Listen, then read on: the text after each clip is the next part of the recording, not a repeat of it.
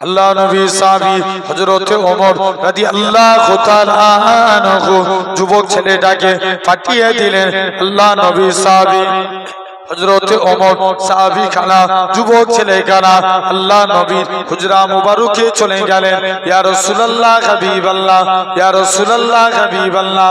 ও যুবকেরা, আল্লাহ নবী কি জানিয়েছিলেন?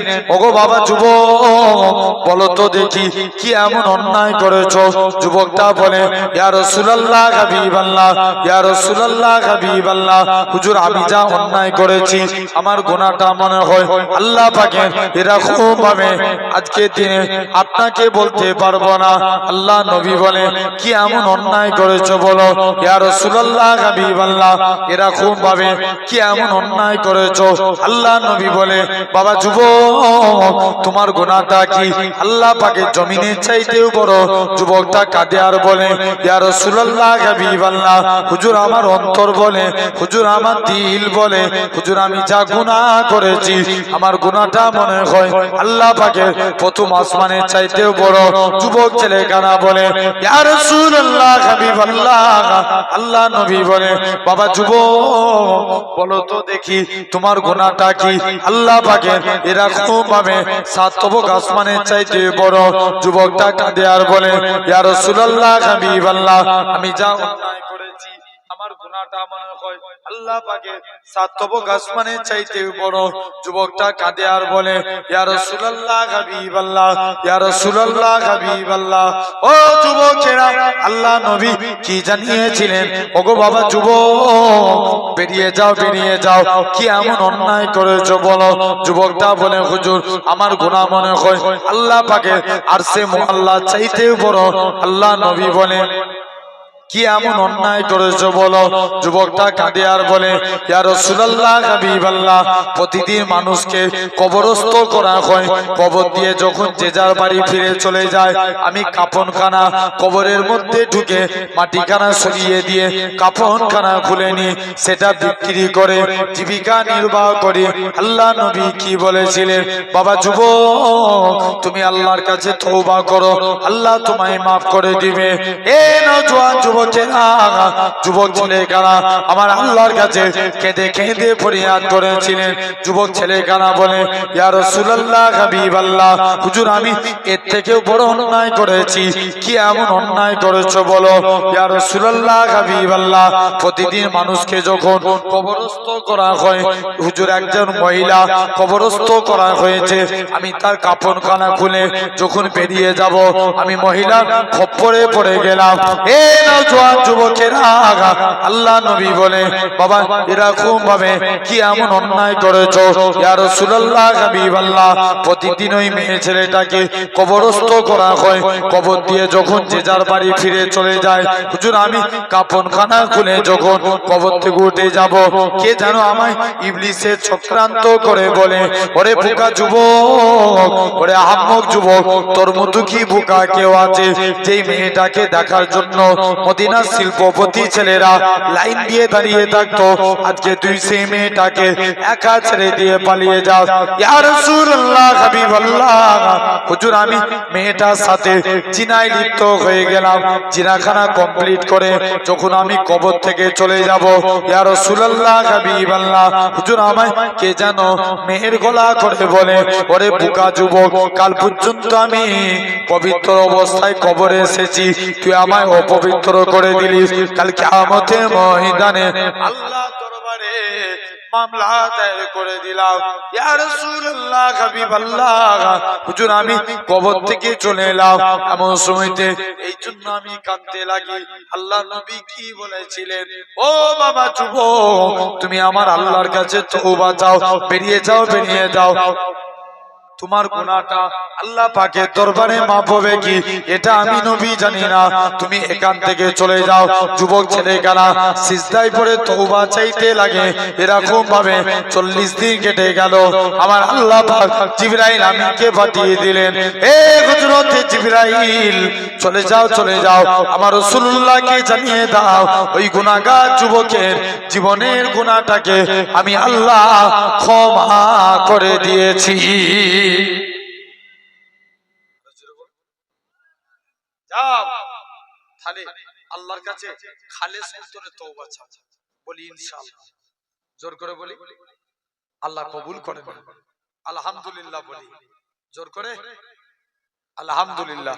তো আসেন আজকে এই জায়গায় আপনি আমি বসেছি, তো আমি একটা আলোচনা করব। আমরা আল্লাহর মুমিন বান্দা হতে রাজি আছি? কথা বলো, আমরা রাজি আছি না? আল্লাহর মুমিন বান্দা হতে চাই। কারা কারা রাজি একবার হাত তুলে দেখান তো দেখি। জোর করে দাও, তাকবীর দাও, নারে তাকবীর। একজন দাও, সবাই মিলে বলো, জোরে বলো, আর একটু জোর করে দাও।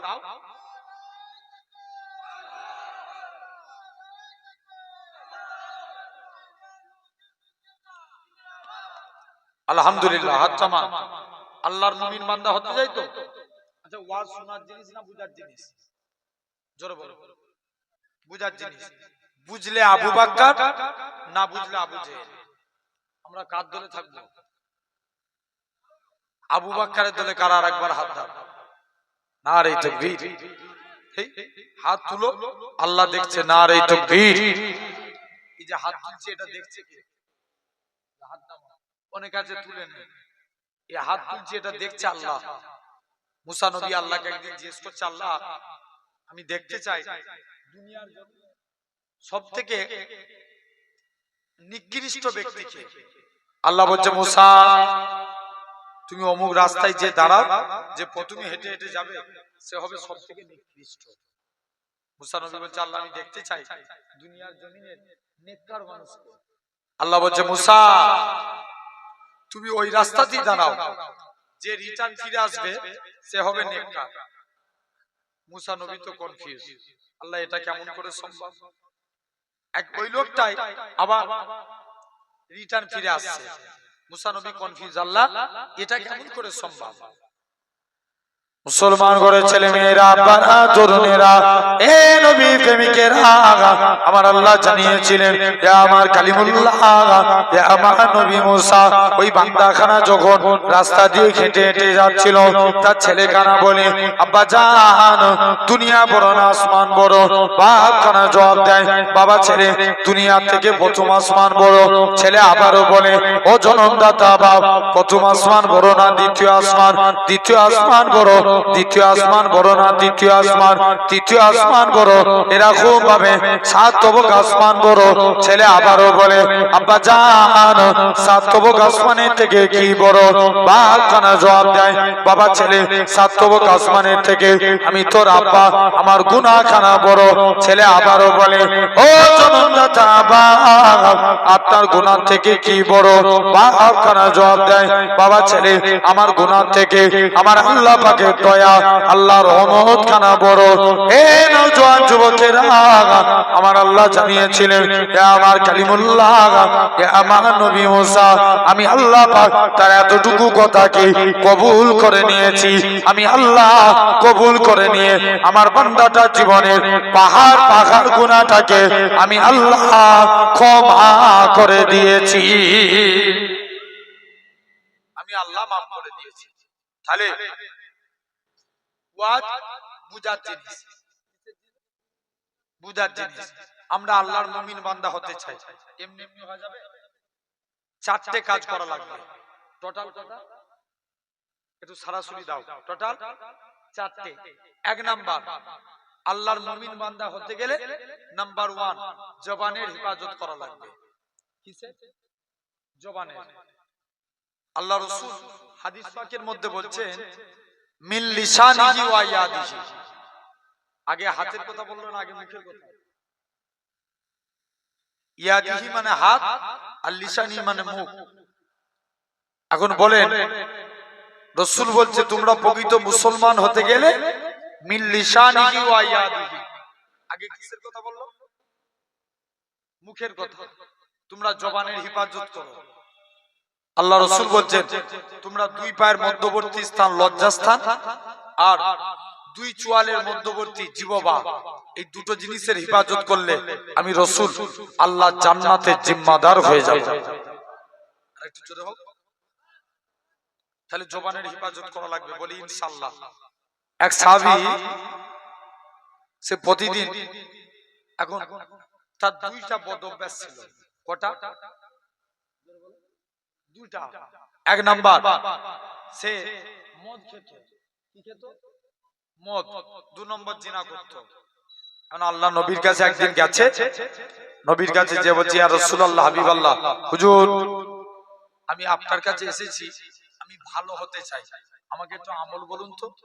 আল্লাহ নবী বলছে বাবা তুমি ভালো হবে, যাও হিফাজত করো, জবানের হিফাজত করো। কিসে? তুমি ওয়াদা করো জীবনে মুখ দিয়ে কোনোদিন মিথ্যা কথা বলবো না। কি কথা বলবো? জোরে বলো। মিথ্যা কথা। সাহাবী তো বিরাট খুশি, বলছে নবী তো আমাকে কটা অভ্যাস ছিল? দুটো। মদ খাওয়ার কথা নিষেধ করে না, নবী আমাকে জিনার কথা নিষেধ করে না, নবী শুধু কি বলেছে? মিথ্যা কথা বলবে না। সাহাবী চলে গেছে। দেখবেন এই জবান দিয়ে আমরা বিভিন্ন নামে মানুষদেরকে নাম খারাপ করেও রাগাই। কিছুদিন আগে দেখবেন একটা ভিডিও হয়েছিল, খুব ভাইরাল ভিডিও, এক বুড়িকে 63 বললেই রেখেছে। কত? 63 বলবে, বুড়ি একটু গালিগালাজ করবে, এর একটু মজা নিবে। বুঝতে পারছেন? তো জেনে রাখেন এরকম ভাবে আমাদের ওই সাইডে একজনের নাম আছে, তাকে রাগায় যুবক ছেলেরা সব ডের ব্যাটারি বলে। কি নাম? জোরে বলো। ডের ব্যাটারি। এরকম আছে না? নাই নাম, যেটাকে শর্ট নেম নাম ধরে রাগায়। খবরদার জবানের হিফাজত করে। যুবক এখন নবীর কাছে চলে গেছে, নবী বলছে বাবা যাও তুমি ওয়াদা করে যাও, জীবনে কোনোদিন মিথ্যা কথা বলবে না। হাসান বসরি হুজুরের কাছে একটা যুবক গেছে, যে বলছে হুজুর আমি আল্লাহর ওলি হব, আমাকে একটু আমল বলো তো। হুজুর বলছে বাবা তুমি আল্লাহর ওলি হবে, যাও দুটো জিনিস মুখস্থ করো, আমি যে কথা বলি এটা আমার আল্লাহ শুনতে পায়, আমি যে কাজ করি এটা আমার আল্লাহ দেখতে পায়। কি বলছে? আমি যে কথা বলি এটা কে শুনতে পায়? জোর করে। আর আমি যে কাজ করি এটা কে দেখতে পায়? আল্লাহ। বলছে যাও তুমি এখান থেকে চলে যাও। মুসলমান ঘরের ছেলে মেয়েরা, আব্বারা, তরুণেরা, এ নবী প্রেমিকেরা, যুবক ছেলে কানা, এরকম ভাবে আস্তে আস্তে করে বাড়ির মধ্যে চলে গেলেন, মনে মনে মুখস্থ করে আমি যে কথা বলি এটা আমার আল্লাহ শুনতে পায়, আমি যে কাজ করি এটা আমার আল্লাহ দেখতে পায়। এ নওজোয়ান যুবকেরা, মহিলা খানা জোর করে এরকম ভাবে যুবক ছেলে কানা জোর করে কাঁদতে লাগে। এমন শুনতে দেখতে পাওয়া যায় যুবক ছেলে কানা মুখস্থ করে যায়, আমি যে কথা বলি এটা আমার আল্লাহ শুনতে পায়, আমি যে কাজ করি এটা আমার আল্লাহ দেখতে পায়। যুবক ছেলে কানা মুখস্থ করে নিয়ে অনেকদিন পর আল্লাহ পাকের ওলি হযরত হাসান বসরি রহমাতুল্লাহ আলাইহি দরবারে চলে গেলেন। হযরত হাসান বসরি বলে ও বাবা যুবক বলো তো দেখি তুমি কি পায়ে পেলে? যুবক ছেলে কানা বলে হুজুর আমি যখন এরকম ভাবে আমি যখন অন্যায় কথা বলি আমার মনে পড়ে যায় আমি যে কথাটা বলি এটা আমার আল্লাহ শুনতে পায়। হুজুর আমি যখন অন্যায় কাজ করি আমার মনে পড়ে যায় আমি যে কথা বলি এটা আমার আল্লাহ দেখতে পায়। হুজুর আমি অন্যায় কথা বলতে পারি না, অন্যায় কাজ করতে পারি না। ও যুবকেরা, ও মুরব্বি বাপেরা, আল্লাহ পাকের ওলি হযরত হাসান বসরি যুবক ছেলে কানাকে বলে ও বাবা ছেলে চলে যাও চলে যাও, বেশক তুমি আল্লাহর ওলি হয়ে গিয়েছো।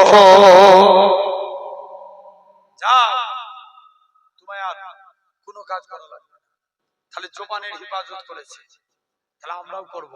কারণ সাহাবী মদ খেয়ে নবীর দরবারে গেছে, নবী জিজ্ঞেস করছে, বাবা তুমি মদ খেয়েছো, ওয়াদা করেছিল কি বলবো নি? জোরে বলো, মিথ্যা কথা বলবো নি। বলছে, হুজুর আমি মদ খেয়ে নিয়েছি, তবে কথা দিলাম জীবনে আর কোনোদিন মদ খাবো না। আচ্ছা, মদ খাওয়া অবস্থায় স্ত্রী তালাক দিলে তালাক হবে না? হবে না? বলে, হুজুর তুমি চুপ করে ওয়াজ করবে করো, এত জিজ্ঞেস করে জ্বালাবে না, রাগ করছো? মদ খাওয়া অবস্থায় তালাক দিলে তালাক হবে? হ্যাঁ না হয়ে যাবে। তুমি মদ খেতে যাও কেন? মদকে হারাম করেছে কে? আল্লাহ। তুমি খেতে যাও কেন? এক মাতাল প্রতিদিন মদ খেতে যায়, স্ত্রীকে এসে ডাকছে, স্ত্রী দরজা খোল, দরজা খুলতে চাইছে, অনেকক্ষণ ধরে ডাকছে, স্ত্রী দরজা বন্ধ করে দিয়ে শুয়ে আছে, আর স্বামী মদের ঝুঁকি বলছে, ওরে মা তোর পায়ে পড়ে দি, দরজা খোল। কি বলছে? জোরে বলো না। মা স্ত্রীকে কি বানালো? মা। এখন ওর যে ছেলে, সে তো খেপে লাল হয়ে যাচ্ছে, আব্বা আজ থেকে 3 বছর আগে তোমার মা মরে গেছে, তুমি আমার মাকে নিয়ে কেন টানাটানি করছো? মাতাল তখন মদের ঘড়ি বলছে, চুপ কর ভাই, চুপ কর। স্ত্রীকে কি বানালো? ছেলেকে। ভাই শরিয়াতের মশলা কোথায় যাবে তুমি একবার চিন্তা করে দেখো। তাহলে আজ আমার ভাইরা এরকম ভাবে মদ খাওয়া অবস্থায় জেনে রেখে দেন, সাহাবী যে বলছে, হুজুর আমি ওয়াদা করলাম আর জীবনে মদ খাবো না। আর একটা প্রবলেম ছিল কি? নবীর কাছে যে বলছে, হুজুর আমি আজকের দিনে আপনার কাছে এসেছি, হুজুর বেয়াদবি মাফ করেন, হুজুর আমি জিনা করে, আমি আল্লাহ। নবী জিজ্ঞেস করছে, বাবা তুমি জিনা করেছো? ওয়াদা করে গেছিল, মিথ্যা কথা বলবো না। নবীর কাছে চলে গেলেন, হুজুর আমি ওয়াদা করছি জীবনে কোনোদিন মুখ দিয়ে মিথ্যা কথা বলবো না, হুজুর ওয়াদা করেছি, তবে আজকের দিনে কথা দিলাম জিনা করে ফেলেছি, আমি জীবনে আর কোনোদিন জিনার কাজ করব না। জোরে বলে, তাহলে জেনে রেখে দেন আমার ভাইরা, আজ আপনাকে আমাকে লক্ষ্য করা লাগবে। 1 নাম্বার, আল্লাহর মুমিন বান্দা হতে গেলে সর্বপ্রথম জবানের হেফাজত করা লাগবে। বলি ইনশাআল্লাহ। যেটা বলবো সেটাই মানবো, যেটা কথা দেবো সেটাই পালন করব। এই জবানের হেফাজত করার দরকার আছে না নাই? দেখবেন এখন আমরা অনেকে কথা দিয়ে কথার বরখিলাফ কাজ করি। ভুল বলছি না ঠিক বলছি? জোরে বলো। হয় না হয় না? কথা দিয়ে কথার বরখিলাফ কাজ করি। তাহলে জবানের হেফাজত করে নেন, আমার আল্লাহ তাকে কবুল করে নেবে। জোরে বলে। 2 নাম্বার আল্লাহর মুমিন বান্দা হতে গেলে তাকওয়া অবলম্বন করা লাগবে। কি অবলম্বন? মশলা আলাদা ব্যাপার, তাকওয়া আলাদা ব্যাপার। মশলা আলাদা ব্যাপার আর কি তাকওয়া আলাদা ব্যাপার।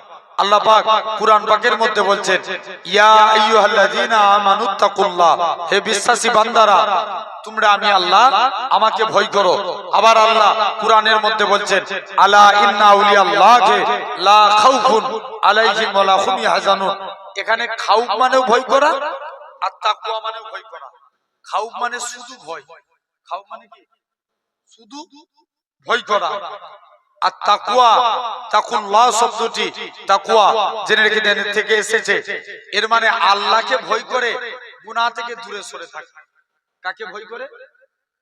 আল্লাহকে ভয় করে গুনাহ থেকে দূরে সরে থাকা। একটা যুবক প্রতিদিন রাত্রে, এই ঘটনাটা শুনলে আপনারা বুঝতে পারবেন। একটা যুবক প্রতিদিন রাত্রে তাহাজ্জুদের নামাজ পড়তে যেতেন। তাহাজ্জুদের যুবকের সামনে একটা মহিলা এসে দাঁড়িয়ে গেল। আচ্ছা বলেন তো, একটা ছেলে আর মেয়ে যদি কাছাকাছি থাকে আকর্ষণ হবে না হবে না? কথা বলো। আকর্ষণ হবে। লোহার চুম্বক কাছাকাছি থাকলে কি হয়? আকর্ষণ হয়। ছেলে মেয়ে, মহিলা যুবকের সামনে গার্ড করে দাঁড়িয়ে আছে। যুবক বলে, এই তুমি আমার রাস্তা ছেড়ে দাও। বলছে না, অনেকক্ষণ দাঁড়িয়ে আছে। যুবকের ফিলিংস তৈরি হয়ে গেল। মহিলা যুবকটা আর মসজিদের দিকে যেতে পারে না। মহিলাটা যুবকের হাত ধরে বাড়ির দিকে রওনা দিয়ে চলে গেলেন। বাড়িতে যে মহিলাটা যুবকটাকে হাত করেছে, আকারি করে ধরেছে, জড়িয়ে ধরেছে। যুবকটার মনে পড়ে যায় আল্লাহর কোরআনের আয়াত, ওলেমান খাফা মাকামা রাব্বিহি জান্নাতান, সূরা রহমান ৩য় রুকুর আয়াত। যারা আল্লাহকে ভয় করে মারা যায়, আল্লাহ তাদের কবরে 2টা জান্নাত দিয়ে দেয়। সবাই মিলে বলো, আর একটু জোরে বলো, কটা জান্নাত দেয়? 2টা। যুবক বেহুশ হয়ে গেছে, মহিলা দেখছে আলামত ভালো নয়, বাড়ির বাইরে বার করে দিয়েছে। যুবকটা ইন্তেকাল হয়ে গেলেন। ওমরে ফারুক বলে, চলো তার কবরে আল্লাহ 2টো জান্নাত দেব বলেছে, যে দেখবো তার কবরে আল্লাহ 2টো জান্নাত দিয়েছে কিনা। মুসলমান ঘরের ছেলে মেয়েরা, বাবা তরুণেরা, এ নবী প্রেমিকেরা, যুবক ছেলে গানা, আল্লাহ নবী সাহাবী হযরত ওমরে ফারুক রাদিয়াল্লাহু তাআলা আনহু হুজুর আমার যুবকের কবরের দিকে চলে গেলেন।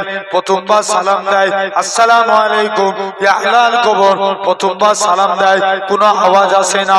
দ্বিতীয়বার সালাম দেয়, আসসালামু আলাইকুম, ইয়া আহলাল কবর।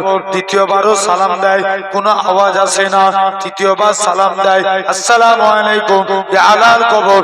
সঙ্গে সঙ্গে যুবকের কবর থেকে ওয়া আলাইকুমুস সালামের আওয়াজ কানা ভেসে উঠেছে।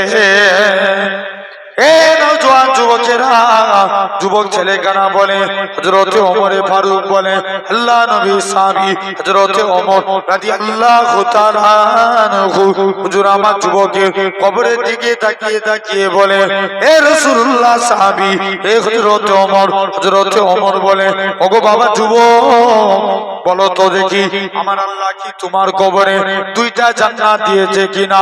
যুবক ছেলে কানা বলে, এ রাসূলুল্লাহ সাহাবী, হে হযরত ওমর, দুনিয়ার জমিনে বাপ ছেলের অঙ্গীকার ভঙ্গ করতে পারে, মা মেয়ের অঙ্গীকার ভঙ্গ করতে পারে, কিন্তু আমার আল্লাহ এমনই এক আল্লাহ, আমার আল্লাহ আমি যুবকের কবরে 2টা জান্নাত দিয়ে দিয়েছে। ভাবে এই হলো আপনাকে আমাকে কি আল্লাহকে ভয় করে গুনাহ থেকে দূরে সরে থাকা, এটাকে বলা হয় তাকওয়া। আচ্ছা মনে করেন এখানে আপনার বড় বাজারের নাম কি? বাগজোলা। বাগজোলা বাজারে বিরিয়ানির দোকান আছে। আচ্ছা দেখবেন বিরিয়ানির দোকানে লেখা থাকে না সুপার হাজি বিরিয়ানি, কি লেখা থাকে? সুপার হাজি বিরিয়ানি।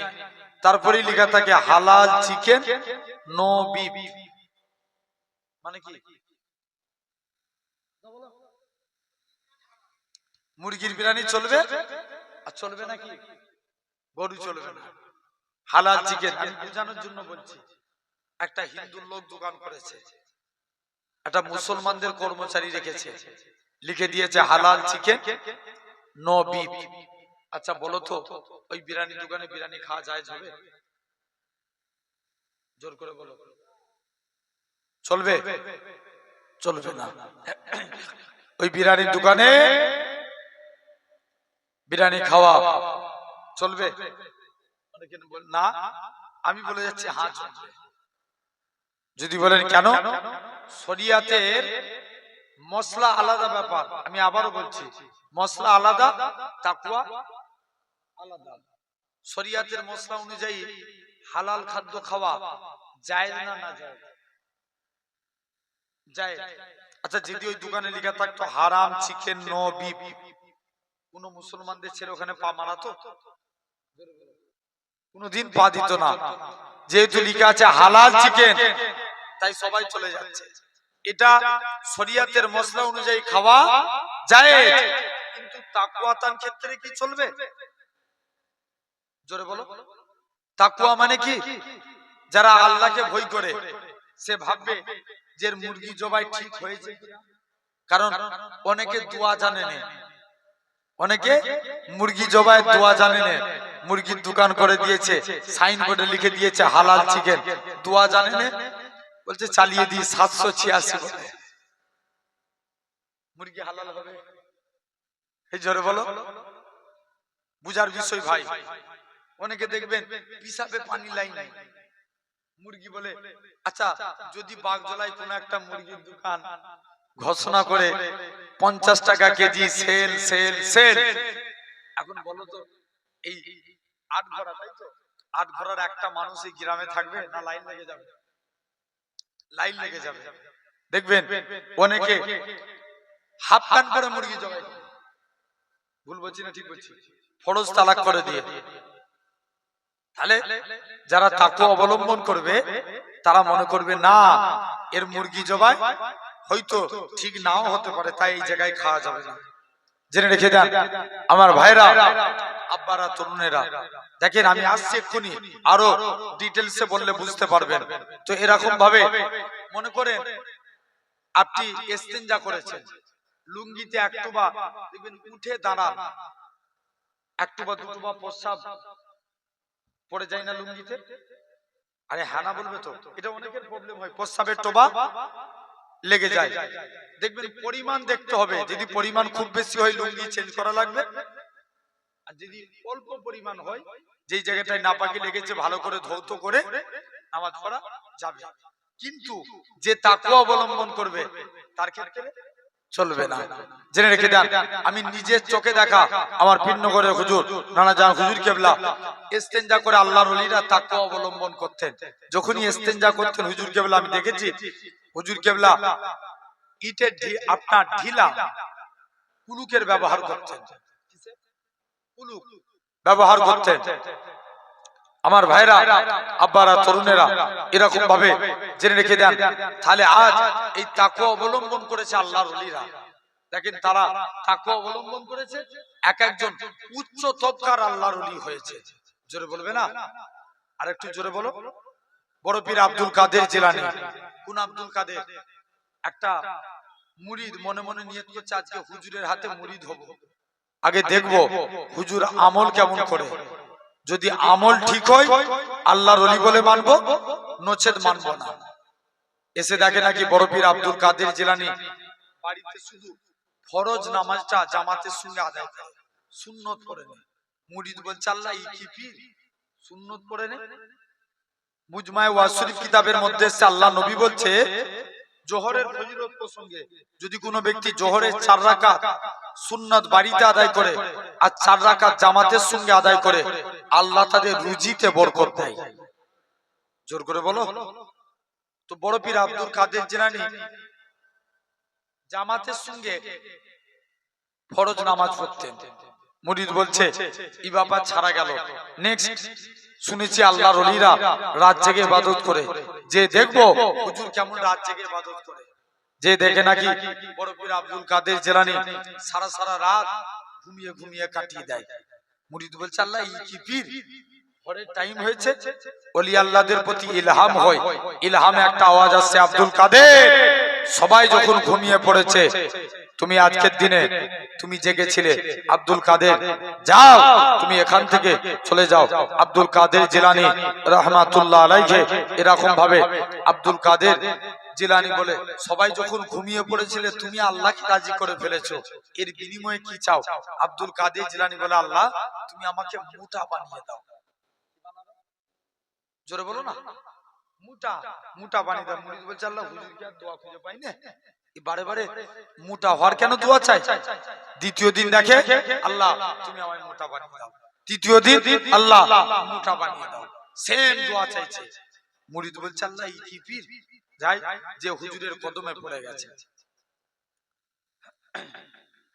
মুসলমান ঘরের ছেলে মেয়েরা, পানা তরুণেরা, এ নবী প্রেমিকেরা, আল্লাহ পাকের ওলি হযরত আব্দুল কাদের জিলানী রাহমাতুল্লাহ আলাইহি হুজুর আমার কি জানিয়েছিলেন? হুজুরের কদমে পড়ে গেছে। ওগো আল্লাহ পাকের ওলি বলো তো দেখি তুমি কেন বারে বারে মোটা হওয়া দোয়া চাও? আল্লাহ পাকের ওলি হযরত আব্দুল কাদের জিলানী বলেছিলেন বাবা মুরিদ শুনে রেখে দাও, আমি আব্দুল কাদের জিলানী আমার নিজের জন্য জন্য ভাবি না, আমি আব্দুল কাদের আমার নিজের জন্য চিন্তা করি না। কাল কিয়ামতের ময়দানে আল্লাহ যেদিন জিজ্ঞাসা করবে আমার রাসূলুল্লাহর কোটি কোটি কোটি কোটি গুনাহগার উম্মতিরা হবে, আমি আব্দুল কাদের জিলানী আল্লাহ পাকের আমার নবী পাকের কোটি কোটি কোটি কোটি গুনাহগার উম্মতিরা হবে, আমি আমার আল্লাহর কাছে ফরিয়াদ করি, ও রব্বে আল্লাহ পাক তুমি আমি আব্দুল কাদেরকে এমন ক্ষমতা দাও আমি যেন জাহান্নামের গেট বরাবর দাঁড়িয়ে যায়, আমার নবী পাকের একটাও গুনাহগার উম্মতি যেন জাহান্নামায় না যায়।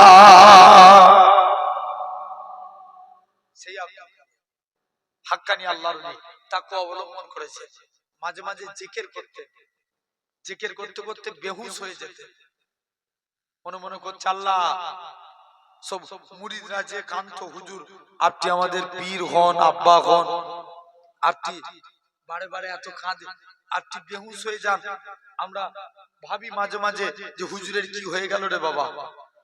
হুজুর বলে বাবা শুনো, আমি আব্দুল কাদের যখন জিকির করি না আল্লাহর প্রেমে ফানা হয়ে যায়। জোরে হোক, কার প্রেমে? আল্লাহর প্রেমে আমি ফানা হয়ে যাই। সেই আব্দুল কাদের নবীর দিদারের জন্য কাঁদছে, আল্লাহ নবীর দিদার চাই, নবীর দিদার চাই। দেখেন হাক্কানি আল্লাহর ওলি কেমন। মুসলমান ঘরের ছেলে মেয়েরা, পাড়া তরুণেরা, এ নবী প্রেমিকেরা, আল্লাহ পাকের ওলি হযরত আব্দুল কাদের জিলানী রাহমাতুল্লাহ আলাইহি হুজুর আমার 15টা দিন কেটে গেল না খা না দাও অবস্থায়, 15টা দিন কাটিয়ে দিল। আল্লাহ নবীর দিদার চাই, আল্লাহ নবীর দিদার চাই, এরকম ভাবে 15টা দিন কেটে গেল, নবী পাকের দিদার পাই না। অবশেষে না খা না দাও অবস্থায় 15টা দিন কেটে গেল। আল্লাহ পাক হযরত আব্দুল কাদের জিলানী হুজুর আমার তন্তরা মতি এসে গেছে, যেই ঘুমিয়ে পড়েছে হযরত আব্দুল কাদের জিলানীর সঙ্গে আমার রাসূলুল্লাহর দিদার নসিব হয়ে গিয়েছে। তাহলে ভাবে ইনারা তাকওয়া অবলম্বন করেছে। কোন আব্দুল কাদের? এক খ্রিস্টান আর মুসলমানের মধ্যে তর্ক বিতর্ক হচ্ছে। খ্রিস্টান বলছে মেরে নবী ঈসা রুহুল্লাহ सबसे बड़ा अल्लाह है, मुसलमान बेचारे तू मोहम्मद सल्लल्लाहु ना होता तो कुछ भी ना होता। জোরে বলবে না? খ্রিস্টান আর মুসলমানের মধ্যে তর্ক বিতর্ক, আব্দুল কাদের জিলানীর কথাটা কানে চলে গেল। এই ওই যে তোমাদের নবী কবর থেকে জিন্দা করেছে, আব্দুল কাদের বলে রাসূলুল্লাহ बहुत दूर की बात, अगर अब्दुल कादिर किसी को बुलाए वो भी कब्र से खड़े हो जाए। जरूर हो जो बोलना तो बहुत आसान है, करना पड़ेगा। पढ़े दिखाओ 500 साल पीछने वाला एक कब्र में लेके गए गौसुल आजम को, बोला हजरत गौसुल आजम চোখটা বন্ধ করে আল্লাহর কাছে দুটো হাত পেতেছে, আল্লাহ কোনদিন তোমার কাছে কিছু চাইনি, আল্লাহ আজকের দিনে যেন আল্লাহ এই মানুষটা সুজা জিন্দা হয়ে দাঁড়িয়ে যায়। মুসলমান ঘরের ছেলে মেয়েরা, পাড়া তরুণেরা, এ নবী প্রেমিকেরা, জেনে রাখবেন রাসূলুল্লাহর ওসিলা দিয়ে দোয়া চাইলে ওই দোয়াটাকে আমার আল্লাহ পাক ফিরাতে পারে না। কেননা কোন আব্দুল কাদের এরকম ভাবে হযরত নবী আদম আমাদের আদি পিতা 250 থেকে 300 বছর কাঁদে, রব্বানা যালামনা আনফুসানা ওয়া ইল্লাম তাগফির লানা ওয়া তারহামনা লানাকুনান্না মিনাল খাসিরিন। নবী আদম আমার আল্লাহর কাছে কেঁদে কেঁদে দোয়া চায়, নবী আদমের দোয়া কবুল হয় না।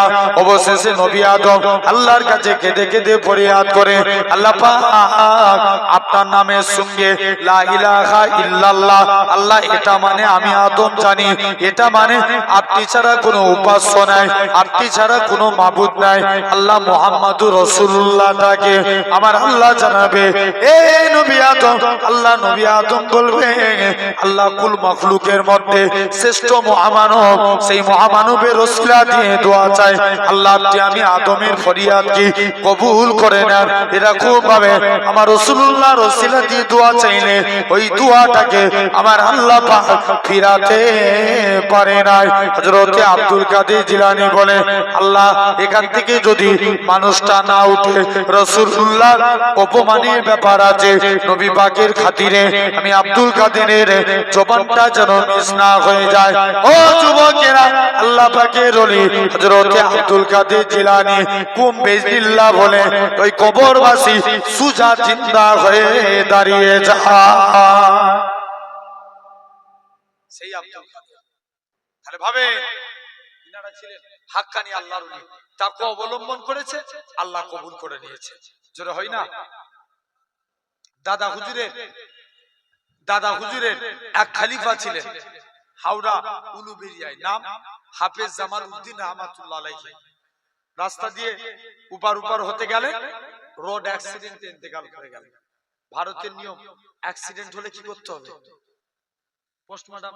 হুজুরের লাশকে পোস্টমর্টম খানায় নিয়ে চলে গেলেন। হুজুরের ভক্ত মুরিদ মুহিব্বিনেরা হুজুরের লাশকে পোস্টমর্টম খানায় নিয়ে চলে গেলেন, যে দেখবো আমরা আমাদের লাশকে পোস্টমর্টম খানায় নিয়ে যাব। মুসলমান ঘরের ছেলে মেয়েরা, পাড়া তরুণেরা, এই নবীর প্রেমিকেরা, তাই আপনাদেরও বলে দিয়ে যায় এরকম ভাবে আল্লাহকে ভয় করে গুনাহ থেকে দূরে সরে থাকুন, আমার আল্লাহ আপনাকে কবুল করে নেবে। হযরত আব্দুল কাদের জিলানী রহমাতুল্লাহ আলাইহি হুজুর আমার এরকম ভাবে আস্তে আস্তে করে আল্লাহ পাকের ওলি হযরত আব্দুল কাদের জিলানী রহমাতুল্লাহ আলাইহি হুজুর আমার এরকম ভাবে আস্তে আস্তে করে আল্লাহ পাকের ওলি হযরত হাফেজ জামাল উদ্দিন রহমাতুল্লাহ আলাইহি লাশটাকে পোস্টমর্টম খানায় নিয়ে যায়। হুজুরের ভক্ত মুরিদ মুহিব্বিনেরা হুজুরের লাশটাকে দাঁড় কাটিয়ে রাখে। এই সরকারি প্রশাসনের তোমরা আমাদের পীরের লাশটাকে পোস্টমর্টম খানায় নিয়ে যেও না, ময়না খানায় নিয়ে যেও না। আল্লাহর ওলির লাশটাকে দাড়িপাল্লা ওজন করো, দাড়িপাল্লার একদিকে আল্লাহর ওলির লাশটাকে রেখে দাও, আর একদিকে পাল্লায় আমরা মুরিদেরা টাকা দিয়ে হুজুরের লাশের থেকেও বেশি টাকা দিয়ে খানা বাড়ি করে দেব। তথাপি হুজুরের লাশটাকে পোস্টমর্টম খানায় নিয়ে যেও না, মহিনা খানায় নিয়ে যেও না। আল্লাহর ওলির লাশটাকে পোস্টমর্টম খানায় নিয়ে চলে গেলেন। একটুখানি ছুরি দিয়ে কাটা হয়েছে, ওই কাটা অংশটা থেকে তখনও পর্যন্ত আল্লাহ আল্লাহ আল্লাহ আল্লাহ আওয়াজ খানা ভেসে উঠেছে। ভাবে ইনারা তাকওয়া অবলম্বন করেছে, আল্লাহ কবুল করে নিয়েছে, উচ্চ তবকার আল্লাহর ওলি হয়েছে। আমি যে জায়গা থেকে এসেছি, আমার নানা জান হুজুর কেবলা পিন্ন করে হুজুর পীর আব্দুল আজিজ রহমাতুল্লাহ আলাইহি এত বড় আল্লাহর ওলি ছিলেন। দেখেন উনিও এমন আল্লাহ হাসিল করেছেন, এশিয়া মহাদেশের 5 জনের একজন ডাক্তার। কথা বলেন, 5-এর 1, যার নাম হচ্ছে ডক্টর মনোজিৎ মুখার্জি। ডাক্তারকে কমপক্ষে আপনার 6 মাস 1 বছর ছাড়া আপনার দেখানো সম্ভব হয়ে ওঠে না, এত বড় ডাক্তার। তো হুজুর কেবলাকে একবার নিয়ে যাওয়া হয়েছে, টেলিস্কোপ বসাচ্ছে। যেই জায়গাটি টেলিস্কোপ বসাচ্ছে ওই জায়গাটি আল্লাহ আল্লাহ আল্লাহ শব্দ শোনা যাচ্ছে। জোরে বলে,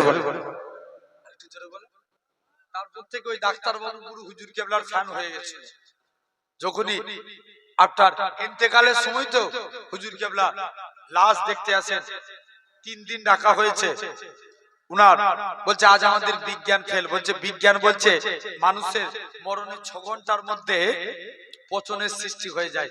3 দিন অতিবাহিত হয়ে গেছে, এখনো লাশ টাটকা আছে। জোরে বলে, তাহলে জেনে রেখে দেন এনারা আল্লাহ হাসিল করেছে। তাই 2 নম্বর, আমরা যদি মুমিন বান্দা হতে চাই আমরাও তাকওয়া অবলম্বন করব, বলি ইনশাআল্লাহ। জোর করে বলো। 3 নম্বর, হালাল খাদ্য খাওয়া লাগবে যদি মুমিন বান্দা হতে চাই। কি খাদ্য? হালাল খাদ্য। তার আগে ভাইরা একটা রিকোয়েস্ট করছি, কি বলতে বলছো? বাংলা না উর্দু? উর্দু। আচ্ছা আলহামদুলিল্লাহ, একটা রিকোয়েস্ট করছে, একটা নাত, তারপরে আবার আলোচনা হবে। দরুদ শরীফ আল্লাহুম্মা।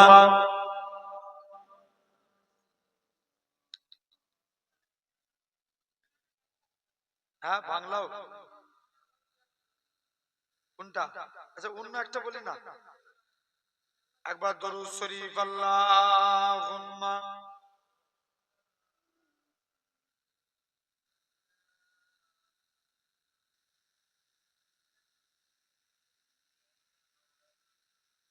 ওয়ালা আলে সাইয়্যিদিনা দরুদ শরীফ আল্লাহুম্মা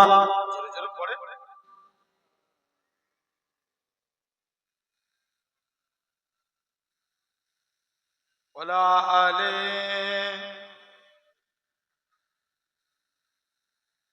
मुस्तफा मुस्तफा रहमते दो जहां जिसको जो भी मिला तेरे सदके मिला रोजे महशर हमें तुमने ही भूलना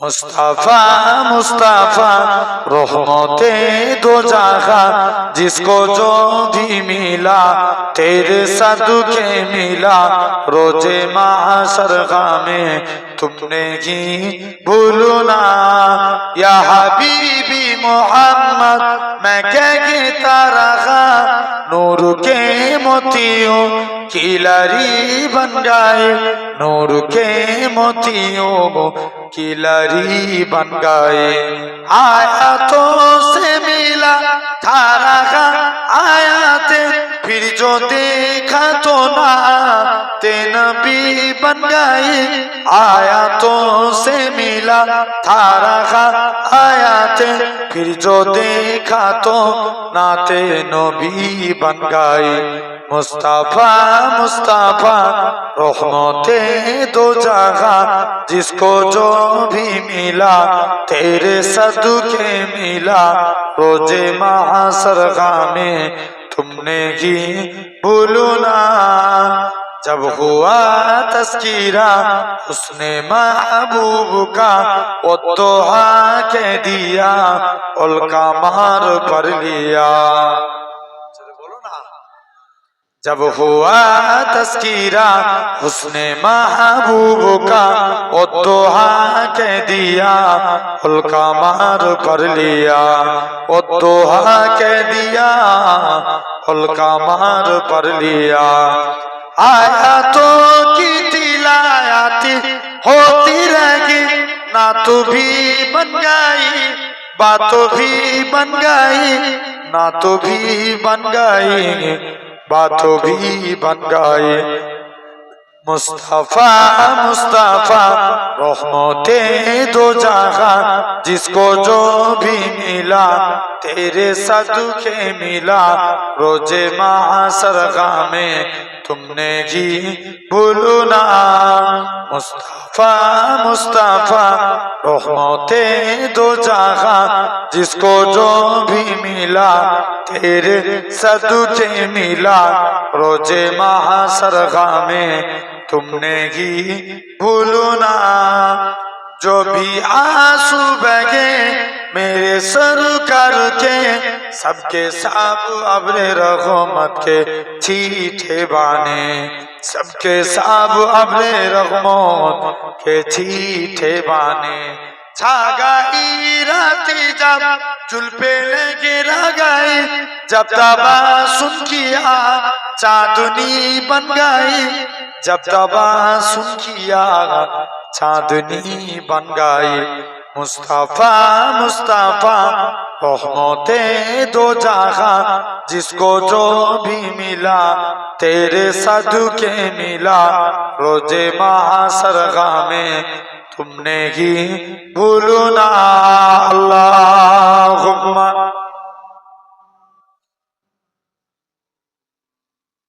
তোমরা ওখানে কসম খেয়ে দাঁড়িয়ে আছো এদিকে আসবো নি আগে চলেছো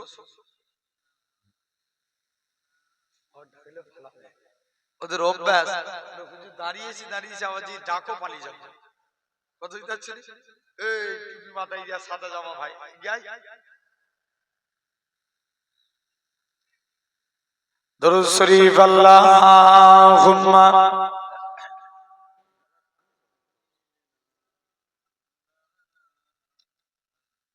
আরেকটা কি বাংলা হ্যাঁ কোনটা ইয়া আল্লাহু ইয়া রহমান ইয়া আল্লাহু ইয়া রহমান ইয়া রহিম ইয়া করিম ইয়া আল্লাহু ইয়া রহমান ইয়া রহিম या करीम अरबा बाला नाम तेरा कुन फाया कुन है काम तेरा जर होवे ना अरबा बाला नाम तेरा कुन फाया कुन है काम तेरा हर से में ए जिक्र तेरा ला इलाहा इल्लल्लाह या अल्लाह या रहमान या रहीम या करीम या अल्लाह या रहमान या रहीम या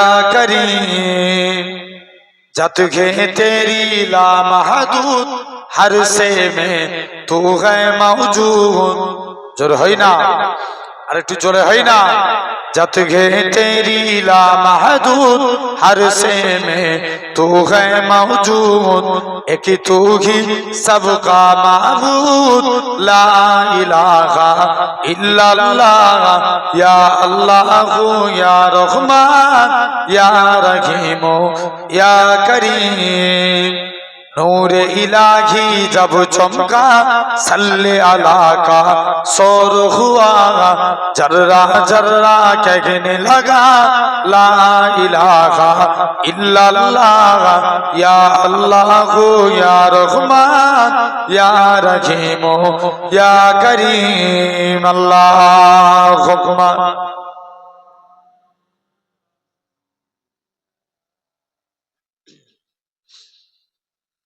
अला आले सय्यदना আলহামদুলিল্লাহ। তো জেনে রেখে দেন 3 নাম্বার আল্লাহর মুমিন বান্দা হতে গেলে কি করা লাগবে, এই একটু আগে বলেছি।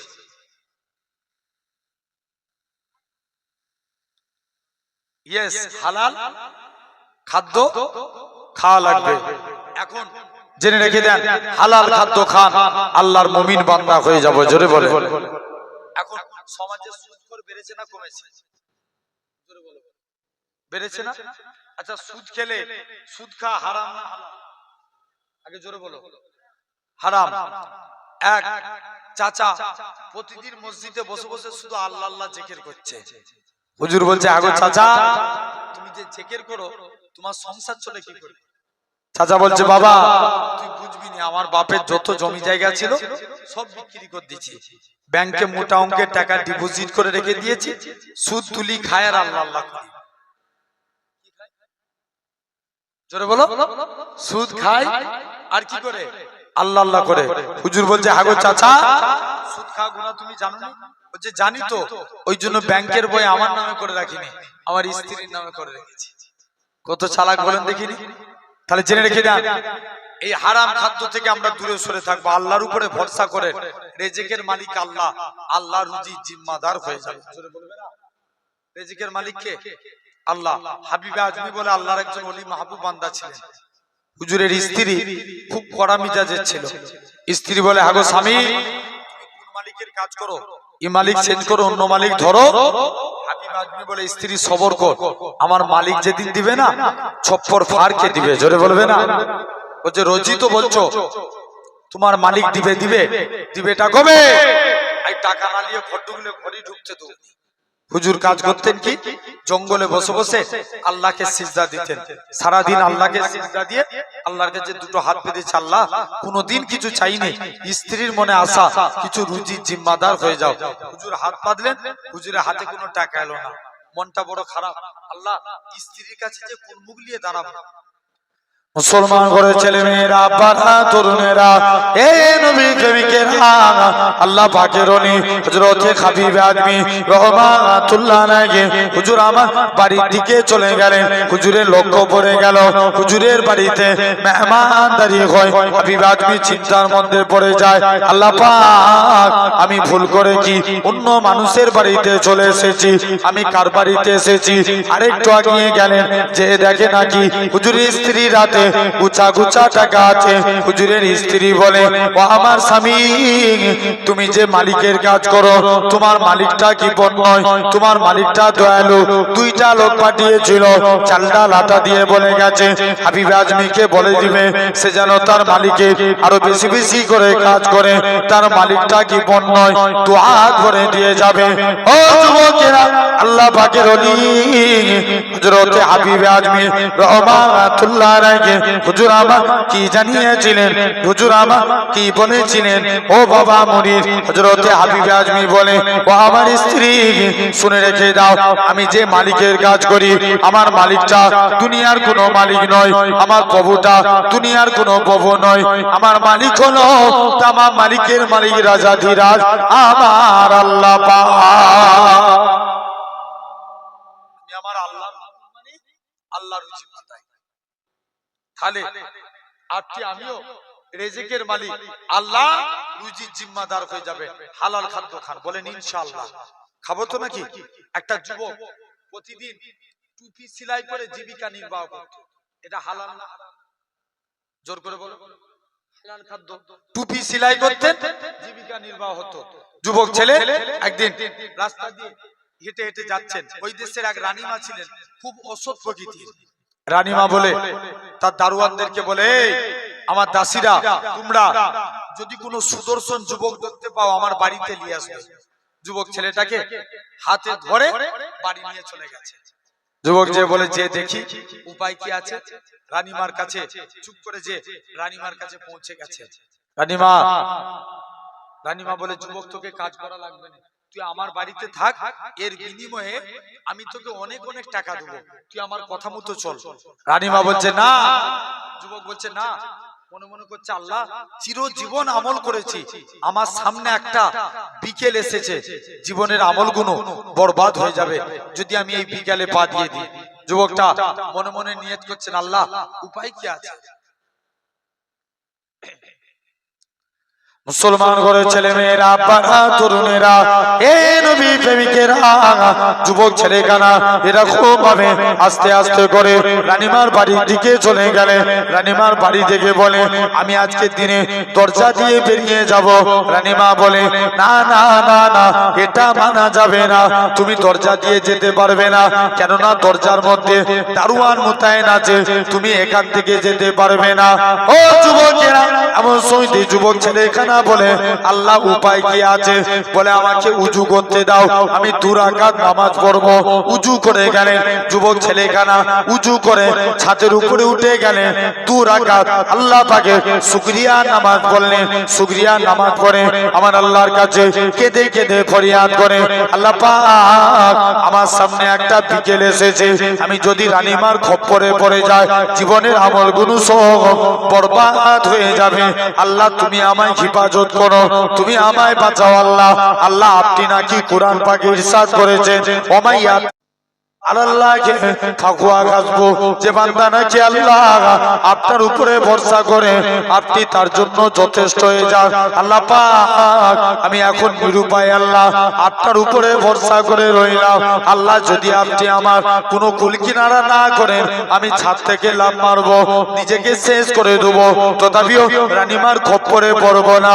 ও যুবকেরা, যুবক ছেলেখানা এই বলে নামাজ পড়ে আমার আল্লাহর কাছে কেঁদে কেঁদে ফরিয়াদ করে। এমন সময়তে যুবক ছেলেখানা ছাদ থেকে লাফ মারবে বলে তৈরি হয়ে যায়। আমার আল্লাহ পাক ফেরেশতা পাঠিয়ে দিলেন, ও আমার ফেরেশতারা চলে যাও চলে যাও, আমার যুবক ছেলেটাকে ছাদ থেকে নামিয়ে দাও। যুবক ছেলেখানা বাড়ি চলে গেলেন। সেদিন তো আর টুপি বিক্রি হয় না, কি খাদ্য খাবে? স্বামী স্ত্রী বলে, স্ত্রী কাছে যায়, ও আমার স্ত্রী আজকে দিনে আমার কিছু বিক্রি হয় না, তুমি আল্লাহর উপরে সবর করে থাকো, আমার আল্লাহ যাতে রাজি, আমি স্বামী স্ত্রী তাতে রাজি। স্ত্রী তবে শুনে রেখে দাও, আমাদের চুলোতে যদি হাড়ি না চলে এলাকার মানুষরা বলবে আমাদেরকে নিয়ে ঠাট্টা মজা করবে, তাই তুমি আমাদের চুলোতে আগুন জ্বালিয়ে দাও। ও যুবকেরা, ওই ছেলেখানা যখনই বললেন স্ত্রী খানা চুলোতে আগুন দিয়ে দিল। স্বামী স্ত্রী বসে গল্প করে। আগেকার যুগের সিস্টেম ছিল একজনের চুলো থেকে আর একজন আগুন আগুন আনতে আসতো স্ত্রী খানা বলে ও আমার স্বামী আরে সে জন্মে বলে তোমরা আজকের দিনে স্বামী স্ত্রী গল্প করো আর তোমাদের চুলোর মধ্যে গরম রুটি তৈরি হয়।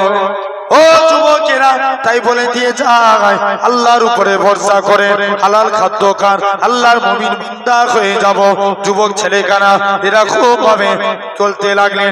স্ত্রী বলে স্বামী তুমি এত বড় আল্লাহর ওলি, এটা যদি আগে জানতাম আগেই তো আমরা বড় লোক হয়ে যেতাম। স্বামী স্ত্রী কি করলো, স্বামীর হাতটা নিয়ে জোর করে তুলে দিল। স্বামী হাত তুলে আছেন, আল্লাহর দরবারে কবুল হয়ে গেল। একদিন স্বামী স্ত্রীকে ডাকে ও আমার স্ত্রী তুমি ওই রশনির কাছে দাঁড়াও, যদি তুমি বড় লোক হতে চাও। স্ত্রী বলে এজন্য কি আপনি আমায় ঘুম থেকে তুলেন? হ্যাঁ হ্যাঁ এই জন্য তোমাকে ঘুম থেকে তুলি।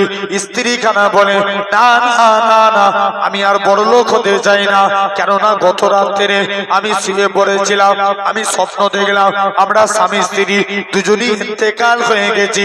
ইন্তেকালের পরে আমরা স্বামী স্ত্রী দুজনে আল্লাহ পাকের জান্নাতি হয়েছি। হঠাৎ করে দেখতে পাই আমরা স্বামী স্ত্রী জান্নাতি হয়ে আপনি একটা ভাঙা চেয়ারে বসে আছেন। আমি সবাইকে জিজ্ঞাসা করলাম এ জান্নাতি মানুষেরা বলো তো দেখি আমার স্বামী দুনিয়ার জমিনে কত নেকির কাজ করত, কত আমলের কাজ করত, আমার স্বামী কেন ভাঙা চেয়ারে বসে আছে? স্ত্রী খানা বলতে লাগে এমন শুনতে বলে গায়েবী আওয়াজ আসে তোমার স্বামী দুনিয়ায় চেলিয়েছে তাই আখিরাত বরবাদ, তোমার স্বামীকে দুনিয়া দিয়ে দেয়া হয়েছে।